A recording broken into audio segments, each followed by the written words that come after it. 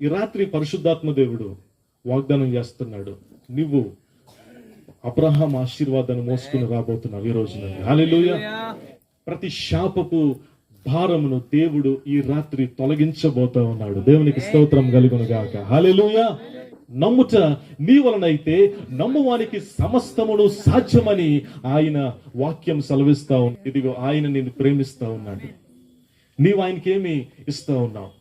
నీవు ఆయనను కలిగి ఉన్నావా లేదా అనేది ప్రశ్న ఈరోజు.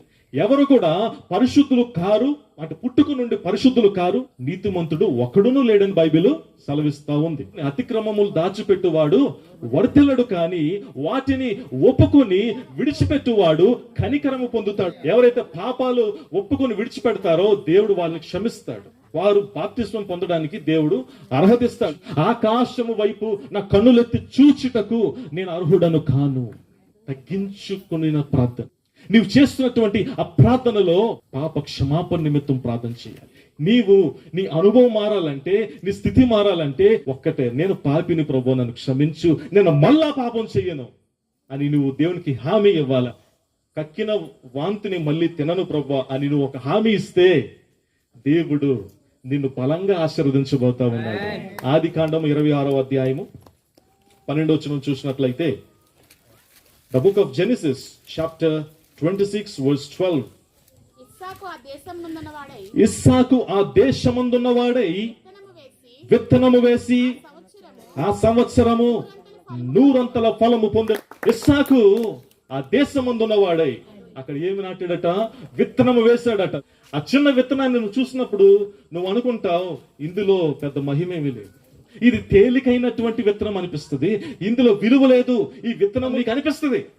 మంచి ప్రాంతంలో దాన్ని, మంచి నేల పైన ఎప్పుడైతే దాన్ని నాటుతావో అది 30 దంతులుగా, 60 దంతులుగా, 100 అంతులుగా ఫలించే తీరుతుంది. దేవుడు నీకు ఇస్తున్నటువంటి వాగ్దానం ఏంటో తెలుసా?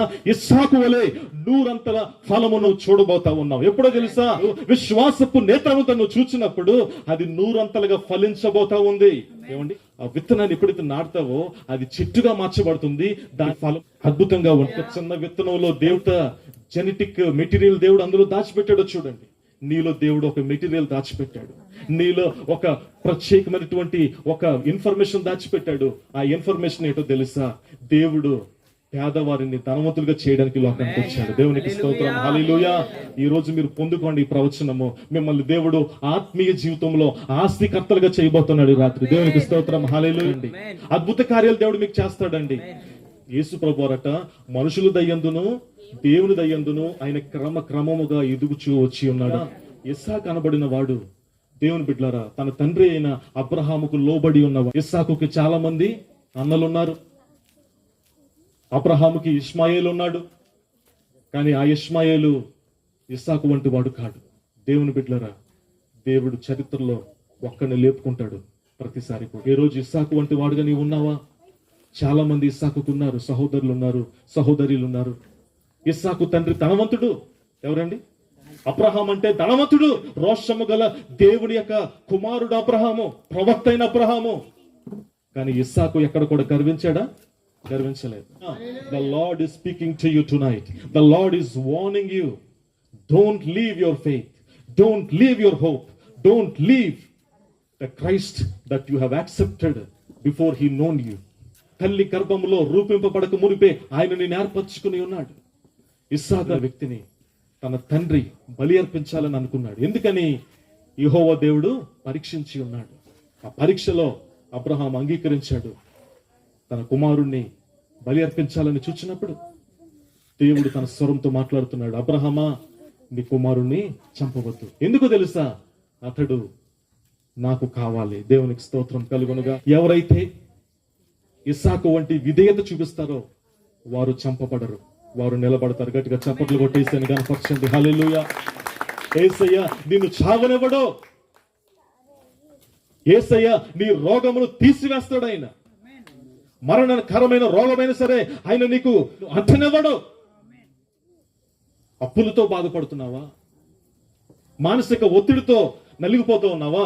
దేవుడు నిన్ను చావనివ్వడు, నిన్ను సిగ్గుపడనివ్వడు, నిన్ను ఓడిపోనివ్వడు. ఆయన కత్తి తీశాడు.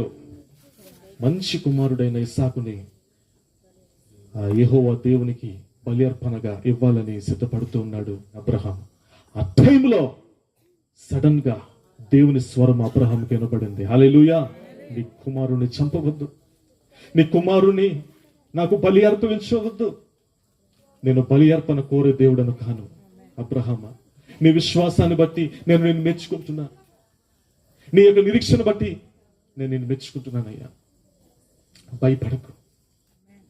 ఆయన వాగ్దానమే మనకు మహదైశ్వర్యం, ఆయన వాగ్దానమే మనకు బ్రతుకు, మన ఊపిరి. ఆయన వాగ్దానం. ఈ రాత్రి దేవుడు ఆయన స్వరం చెప్తా ఉంది. ఓడిపోనివ్వడు, చేదాటిపోనివ్వడు, సిగ్గుపడనివ్వడు. అటువంటి గొప్ప నిరీక్షణ నీలో ఉండ. ఆ సంవత్సరము 100 ఫలము పొందెను. 100, ఆ సంవత్సరం అంతా 100 ఫలమే. నీవు ఊహించలేని రీతిలో దేవుని ఆశీర్వదిస్తాడు ఈ రాత్రి. దేవునికి స్తోత్రం. హల్లెలూయా. ఎందుకో తెలుసా? ఆనాడు ఇస్సాకు అంగీకరించాడు చంపబడడానికి, బలి అర్పణగా మార్చబడటానికి అంగీకరించాడు. ఇస్సాకుకి తెలుసు, అతనికి ఆ యొక్క గ్రహించేటువంటి శక్తి, వివేచన ఉంది. దేవునికి స్తోత్రం కలుగును గాక. ఆ వివేచనతో నిరీక్షించాడు. నా దేవుడు నన్ను ఓడిపోనివ్వడని నిరీక్షించాడు. అందుకనే ఆ ఇస్సాకు ఈ రోజున తన భార్య అయిన రిబ్కాతో దేవుడు ఒక గొప్ప సాక్ష్యాన్ని ఇస్తా ఉన్నాడు. ఏంటో తెలుసా?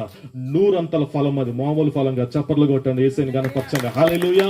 నీకు కావాలా? చేతులు చూపిస్తారా? నాకు 100 ఫలము కావాలా, నాకు 100 అభివృద్ధి కావాలా, నా ఇంటిలో, నా యొక్క కుటుంబ విషయంలో, నా చదువు విషయంలో, నేను చేస్తున్న ఉద్యోగ విషయంలో, నా ప్రయత్నాల విషయంలో 100 ఫలము దేవుడు ఈ రాత్రి నీకు ఇవ్వబోతున్నాడని నువ్వు నమ్ముతూ చప్పట్లు కొట్టి 7 సార్లు ఆమె నామే నామే నామే నామే నామే నామే అని చెప్దాం. హల్లెలూయా. Luke chapter 4 verse 16.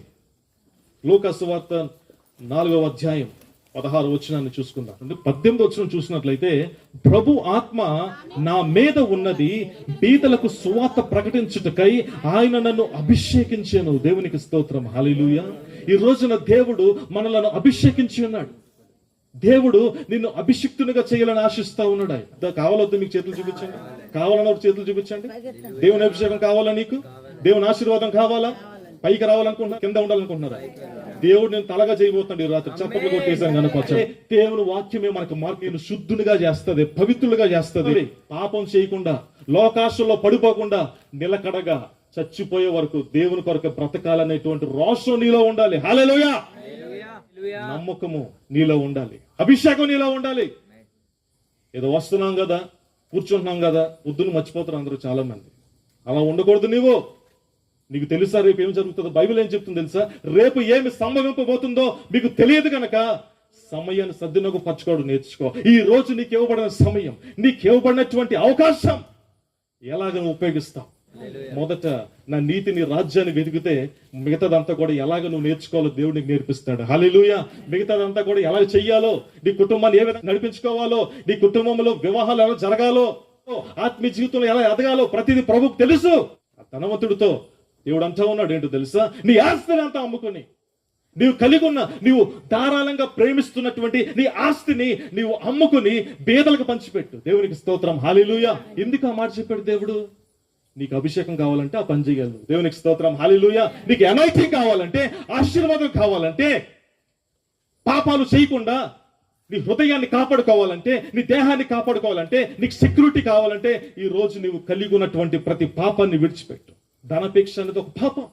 చాలా మంది ఇందాక నేను చెప్పినట్లుగా లోకాశలు, ఒకరితో ఒకరు జగడములాడుకునుట ఈ లోకంలో జరుగుతూ ఉంది.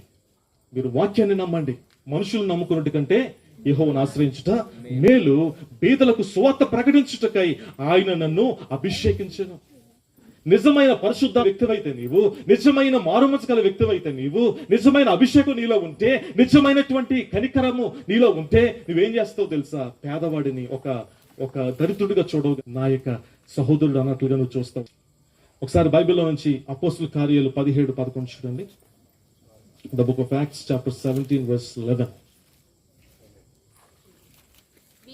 వీరి దశలోనే ఉన్న వారి కంటే గనులై ఉండిరి గనుక ఆసక్తితో వాక్యం అంగీకరించి పౌలును సీలను చెప్పిన సంగతులు అలాగున్నవో లేవో అని ప్రతి దినము లేఖనంలో పరిశోధించు వచ్చిరి. ప్రతిదినము లేఖనములను పరిశోధించుచు వచ్చిరి. దేవునికి స్తోత్రం, హల్లెలూయా.